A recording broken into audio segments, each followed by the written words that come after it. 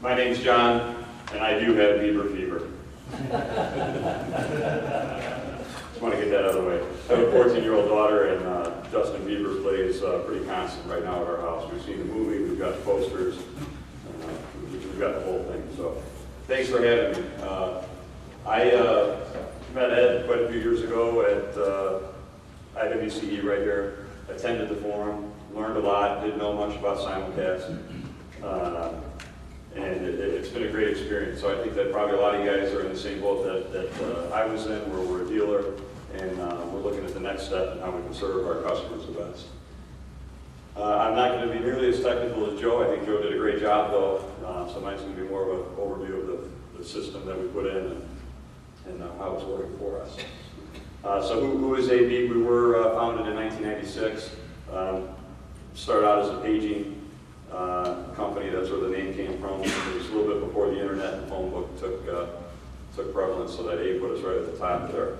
Although we've been in the radio business since the mid-'80s under a different name. We were a Cellular One dealer as well, one of the 8th Cellular One dealer in the country. So in '96 we bought the paging and two-way radio assets out of Telecom and formed AB.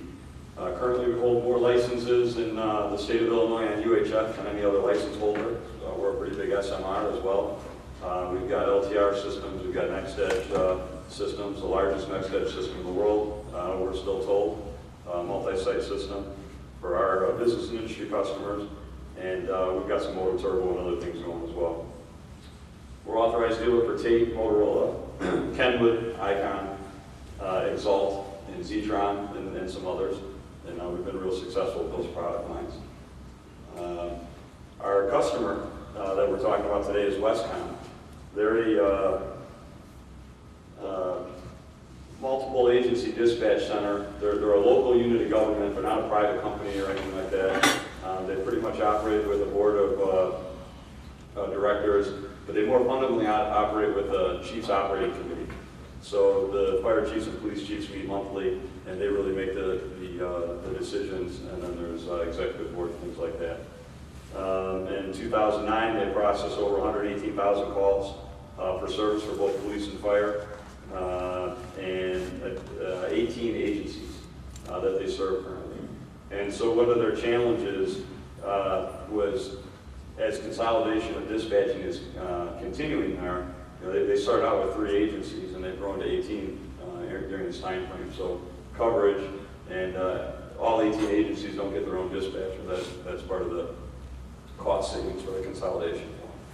So they currently operate in basically 2 different bands. Most everybody is on VHF, and they do have one agency that's on the statewide, the Motorola Starcom 21 statewide system. So the problem for Police 1 is the name of the channel, was lack of coverage. It was a wideband channel that had it for a long time. It served off of 1 water tower for 3 communities. And those communities were pretty small town rural communities, but it had a lot of growth. So they've really outgrown even their licensed coverage in general. Then as consolidation occurred, they had lack of a common system, which really made them inefficient frequency-wise. Basically, there were 3 different repeaters that ended up being council patched together for ease of migration into the consolidation plan. So, the problem there is, the waste of the extra channels, and then the officers that do mutual aid back and forth amongst towns would have to change channels. The other big problem that we had is phone line trouble. With all the growth, the initial age of the communities, and then the growth within the communities, the phone lines would become unreliable. And then also at times, I don't know if you guys have found this problem, to find a telephone company technician that actually knows what an RT&C circuit is not easy. We would actually call AT&T and ask for the oldest technician they had and send them out, because he might know what we're dealing with there. So phone lines were a big problem for us, and I think that as you hear others in Simulcast talk, when you're moving to Simulcast, it's probably the least desirable place to be on an RT&C circuit.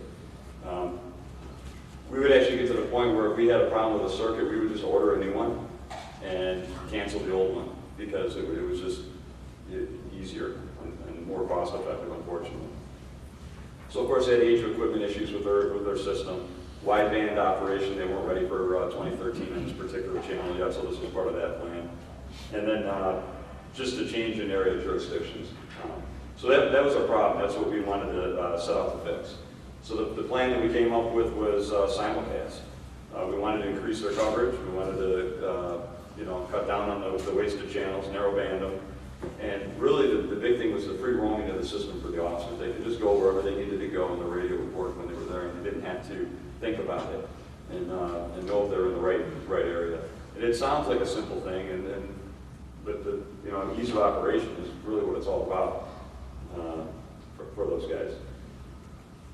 And then also previous to doing the simulcast system, we've deployed a microwave system, which was really the key to everything for them. We went with an Exalt product for microwave, and we actually built them a microwave ring, a diamond configuration where we were routing T1s between 4 different sites and breaking those down into 24 pair circuits. So we actually turned our customer into the phone company, and they had circuits they could punch down wherever they need, and the reliability of that has just been great, and the cost savings for them in the long run. Thousands of dollars a month in recurring expenses, the payoff comes back quick. And then at the end of that Exalt microwave ring is the Harris muxes for it's just been real stable for the 4-wire circuits that we needed. This is a picture of the area that we're looking at. Now this is just southwest of Chicago a little bit, and we had Shorewood, which is where the original repeater was located, and then they had receive sites in Shanahan. And before Plainfield, which is just north of here, went to Starcom, those were the 3 departments that were on this channel. The build out in this area has just been huge. We've got 2 major interstates coming through, Interstate 80 and Interstate 55. Really double the crossroads of America, through the Midwest there. So it's a big area. And then we had Wilmington and Braidwood that moved into WESCOM. So the guy up north went away, but the transmitter stayed here. They tried steering by adding a transmitter down here in Shanahan, and that helped a little bit, but it actually created as many problems as it solved. And then again, these guys were coming in to the south. So really what our plan was to do simulcast and see what excuse me, you can see the difference in elevation coverage in the last one, but you can kind of get the plan now. That's what we're looking at for coverage. 4 transmit sites. These guys, Wilmington and Braidwood, had their own separate repeaters, so now we've changed that out where they're on the common channel. And we pretty much had good coverage. This being a major interstate through here is where a little bit of our overlap area is, and that might be where our worst overlap area is in the system. That was worst by one of the Tate engineers. We drove through there and said, what do you mean it's bad? We don't hear a problem. It sounded really well. There were some clicks and clacks that he noticed that if we really listened closely, we noticed also that the end user is not noticing that at all or complaining about it. The benefits are far greater. So again, coverage prediction is important, but it's important to know that it's just prediction. There's going to still be problem areas, and this is VHF. So like Joe stated too, the coverage VHF does cover well. But we talked about the problem areas in the beginning, and we're talking about a couple of problem buildings now, and we've got solutions for those, whether it be in building, things like that. There were problems in the past. They're the target hazard buildings. One's a gymnasium, the other one's a roller skating rink, and a truck stop. So metal tin can buildings basically that nothing was getting in and out of. And those are being addressed now, but again, easily addressed. When you say addressed, are you doing system level changes to fix it, or are you doing with like new fire codes, same for new construction, or are you making the owner provide those things? Well, because these were existing buildings, it'd be tough to get code change. We are working with a lot of agencies on implementing code for in-building, things like that, but that's only going to help you on new construction or something maybe being remodeled over 50%.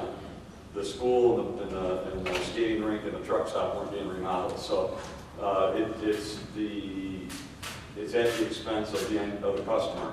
But the key is good communication between us and them and planning. And we're also very fortunate that the director of WESCOM is very well educated and you know, he really speaks the same language, so he understands the problem. Or sometimes you go into a customer that maybe doesn't understand things as much, and they see, well, we got a coverage problem here, and the only thing they think about is the dollars. He looks at, no, this is really a problem, we have to fix it and work towards fixing it.